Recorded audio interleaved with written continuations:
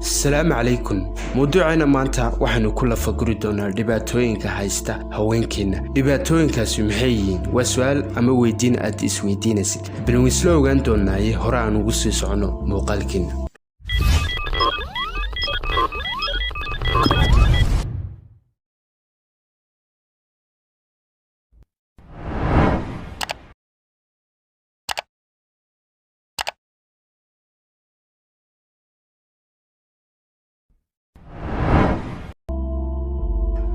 ugu horreyn aynu bal yara milicsano haweenkii Soomaaliyeed ee hore iyo dhaqamadoodii wanaagsan. Soomaalidii hore ninka ayaa madax u ahaa mid jiro oo jooga sidoo ku noqdana wax laga maarmaan ahayd inuu helo haweenay dhabeel ah reer ku filana xilkas ah oo xagxagsan wixii looga fadhiyana sideeda uga soo dhalaasha inta aan ka carababnay keliyata kuma eeka haweenkii Soomaaliyeed dhaqamadooda laakiin dhaqamadoodu tirabeel bay haayeen leewana laga gayooneen haddaan isdhaahno ka hadle balintaasun kaga eekaana laakiin mid inaad ogsoonaataan way dadkii hore ee Soomaaliyeed kan loo siin lahaa fursad loo siin lahaa in adduunyada ku soo noqdaan way la yaabi lahaayeen dadka maanta Soomaaliyeed ee ka dambeeyay sida ay u dhaqmayaan dhaqamaana dadka hore ku dhaqmi jireen ee ka xishoon jireen ay maanta hablihiinu sameeyeen oo raggeeni sameeyeen bal dhaqamada hablihiinu sameeyaan iyo dhibaatooyinka haysta mid baan u dul istaaganaa si xikmadaysan oo waaqica taabanaysa xaqiiqadana abaaraysa ayaan uga warrami doonaa waata koowaadii haweenkeena maanta jooga aqoontii ayay badigoodu qalad fahmeen weydiin ama su'aal bad isweydiinaysa aqoontu waa maxay aqoontu waxa weeye wax walba oo aad baratay kaliya ta aqoontu kuma koobna jaamacadda iyo iskuul aqoontu wax walba oo aad baratay tusaale ahaan bal inta badan tusaalaha wax lagu fahmaa wax miyi ka yimi ama baadiyaha ka yimi wiil aad wax isku tihiin ama inan aad qaraabo tihiin inantii ama wiilkii ayaad ku tiri bal howl laabsalaaxaygan si isticmaal intii aad maqneed buu loogii ka galay oo moolkii ka baxtiyay ama uu garan waayay ilaa qof baadiyaha ka yimi uu garan waayay sida loo isticmaalo moolka ballaaray kadib meel buu iska dhigay markaas soo noqotay ku tiri maxaad ku dhacay aad moolkii aad u sii isticmaali weeday markaas uu kugu warceliyay waan garan waayay sida loo isticmaalo warintii uu garan waayay sababtoo ah adigu waad garanaysaa sida loo isticmaalo waad garanaysaa sida Facebook loo soo furo WhatsApp loo soo furo Twitter loo galo iyo wama applicationado dhan loo isticmaalo balse isoo garan maayo adaa uga aqoon badan maalintii ugu horeysay uu qof walba mool soo yuusanayay muu garanay sida looga loo xidho sida passport lagu xidho waxaas oo dhawaan la baray Soomaa wayn baranay maalin bay baranay waa sidaas oo kale aqoon weey aqoon aad baratay weey oo kaamiyi jooga maanta oo kaga xoggaalisantahay waad uga aqoon badanta marka aqoontu kuma koobna iskuulkiyo jaamacadda oo kaliya sidoo kale inanka miyi jooga ama inanta miyi joogta way kaaga aqoon badan tahay sida geela loo liso iyo ariga loo liso sida ariga loo raaco sida geela lagu sameeyo qoorta loo suro uu kaaga aqoon badan yahay inanka miyi jooga hadda tayna magaalada jooga waxa soo dhow kaaga aqoon badan yahay aqoonta miyi taala ayuu kaaga aqoon badan yahay inanka miyi jooga tusaale hadda waxaan uga socnaa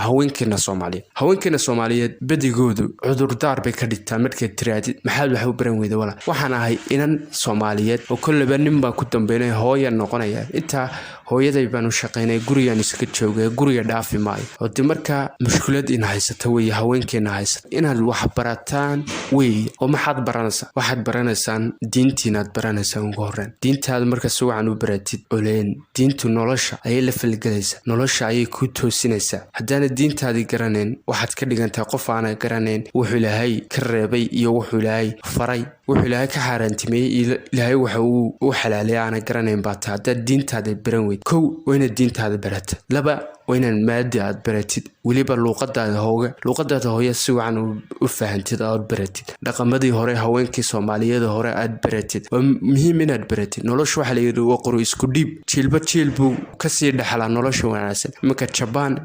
jilbu teknolojiyada ka sii dhaxla marka inaguna dhaqamadii wanaagsan ee haweenkii hore inay soo celina weeya wayna dhaqankii Soomaaliyeed baratid inantii Soomaaliyeed nooleed 60kii 70kii nooleed wayna dhaqankii iyo sida uu dhaqmisay iyo sida uu nooleed inaad fahantid oo aad u dhaqantid waa muhiim oo aad baratid noloshuna waa qoro isku dhib sida aan sheegnay qodobkaas waa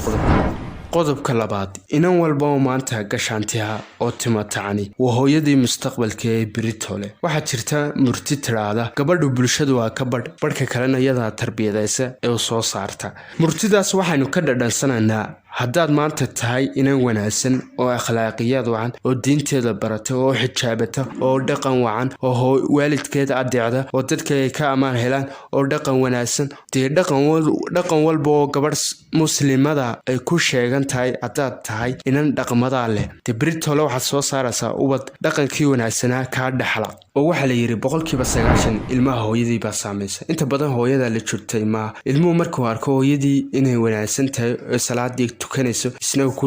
ku dhinac tukanaya hooyadii markay tukanayso uu soo weysweysana ku dayanaya dhaqamadii wanaagsanaa buu ka dhaxlaya hooyadii sida dhaqamadii wanaagsanaa ugu barbaarayo hayo hadhowna uu noqonaya qof weyn oo toosan haddii laakiin sidoo kale aad tahay inan TikTok iyo baraha bulshada iska dhex wareegaysata haddaad tahay inan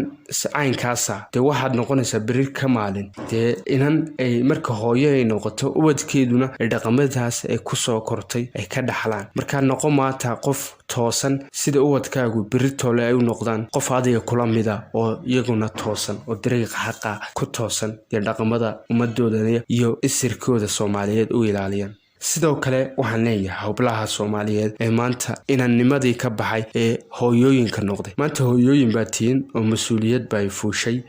faca aan maanta soo korinaysaan facan maanta jooga faca soo korinaysaan inuu ka wanaagsanaado dhalinyarada aad soo korinaysaan waa inay ka wanaagsanaadaan dhalinyarada maanta jooga ubadka aad soo korinaysaan waa inay ka wanaagsanaadaan ubadka maanta jooga dee qof walba indhihiisa u macalinayo looga sheekay maayo dhaqamadooda iyo siday yihiin ummadii Soomaaliyeed siday tahay waa la arkaa laakiin caqabada iyo dhibaatadayna haysata deena kumba gacmeena ku kasbanay waxa la yiri ilaahay qoomna waxba kama bedelo ilaahay iyagu nafooda ay bedelaan wayna nafeena bedelna hablaha maanta joogo oo hablii Soomaaliyeed hore sida u dhaqmi jireen bal qof inan walba baar imid oo ku qor YouTube Google ku qor oo baar sida u dhaqmi jireen dhaqamadoodii wana marka ku dayo ha ku noqoto hol moodar ku dayasho mudan ku sugnaato dhaqamadeedii wanaagsanaa ee ay ku dhaqmi jireen sidaan soo sheegnay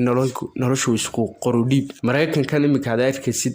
dadkiisa wanaagsan dhalinyaradan ee joogta ayuu ku dawa feeliya sida wanaaga uga koobiyayaan oo uga dhaxlaan waa sida nolosha inaad ka soo dhaxashaan oo ka soo koobiyaysan oo aad wanaagay noo soo mulguurisaan waa muhiim hableeni Soomaaliyeed hore lahaayeen marka qodobkaas waa qodobkeena ugu dambeeya ee ku soo khatimano muuqaalkeena ka fogow jacaylka afka hadalka jacaylka dhabtahay aragtidayda waa dareen bisil oo gun dheer mana dareemi karo dareenkaas qof dhalinyara oo 16 jir ah waxa uu u baahan yahay garaad mug leh oo dhisan iyo waayo aragnimo qof baad arkaysaa dhalinyara waliba inan Soomaaliyeed ah oo kooranaysa wiil baa jacayl iga baxay haddii wali nolosha imika u cusubto ilaa waa ubax soo baxo ay ku leedahay waxbaan jeclaaday wali maad gaadhin daadii wax lagu jeclaanay marka hablaha Soomaaliyeed aad bay u degdegayaan oo inamadii Soomaaliyeed iyaga ugu gacan haadinaya inay waxa ku soo hoos noqdaan jacaylku qofka dhalinyarada wuxuu dareemaa qiimihiisa iyo qaayihiisa markuu aduu gaadho 20 jir oo caqliyeysto u garaacsado dadkii hore waxay kori jireen ama ku barbaari jireen 16 jir markay ahaayeen laakiin dadka imika jooga 16 jir kuma garaadsadaan ama kuma barbaaraan waxay ku barbaaraan 20 jir ama 25 jir markay gaadhaan nolosha ay ku soo baraaruraan oo waagu ku bariya oo waqti kaluma ay ka calaacalaan oo dhaxala dhalinyaranimadeedii maxaan waxa uu lumiyay maxaan waxa aan uga faa'iideysan waayay maxaan waxa uu baran waayay iscil kaamiyado markuu 25 gaadho marka ilaahay 25 aad gaadhaysaan jacaylkan iyo badihiisa ka bax waqti lumis weey jacaylka dhabtaahi waa ka guurka ka bacdi yimaada markay isguursataan ka bacdi yimaada inta ka horeysa waa waqti lumis iyo malayaan marka iskaga fogaaga ayaan leeyahay hablaha Soomaaliyeed intaad 25 ka gaadhaysaan hala barto aqoonta diinida dadkii hore hablii Soomaaliyeedna laga warhayo dhaqamadooda hala barto sida u dhaqmi jireen dawayna kaas hay noqon ummad toosan waxa kale ka fogaanaysaan oo inta ku soo gabagabeynay oo maanta hablo badankoodu u badan yihiin waa isticmaalka moolkaasu hablii Soomaaliyeed wuxuu ku noqday nasiibo loo soo diray baan oran karnaa moolka horta internetku gabigiisaba waa mindi laba afle wanaag iyo khayrba oo ku baran kartaa aniga anigaas maanta khayr booniga khayrka ku soo gudbinaya wanaagaasi ummadeeda wax ugu sheegaya wanaag war ku soo gudbin kartaa laakiin xumaantaadiyo in mar walba inta isqaawisid heestii cusub hadda isku soo dulqabatay walaa wacan walaal hawlo badankooda maanta waxay u dhaqmaan waagii baryaba iyo habeenkii qoraxdii dhacdaba waxay ku soo toosaan oo ku saxdaan waa isticmaalka mool waxay sahanayaan 12ka subaxii waxaad arkaysaa iyadoo isticmaalaysa inantii mar kama nasanayaan baalka ka nastan leeyahay haddaad wanaagsanaataan wanaaga aad maanta wanaagsanaataan hablaha maanta joogo waxay ka dhigan tahay mustaqbalka ubadka insha Allah inaga dambeeya dhali doontaan qaar wanaagsanaadeena noqdaan ayay ka dhigan tahay ummad waliba iyada kasbata dadkeeda liiri dadkeeduna iyada ay ku dawa feelaan haday maanta xumaantii dadkeenu ay ku dawa feelayaan xumaantii iskaga jeesadaan hablaha Soomaaliyeed waxaan rajeynayaa inaad isbedel weyn aad sameysaan inta muuqaalka xiga isku iman doona dhamaantii baan wax naga tagay rag iyo dumarba. Wassalaamu calaykum waraxmatullaahi wabarakaatuh.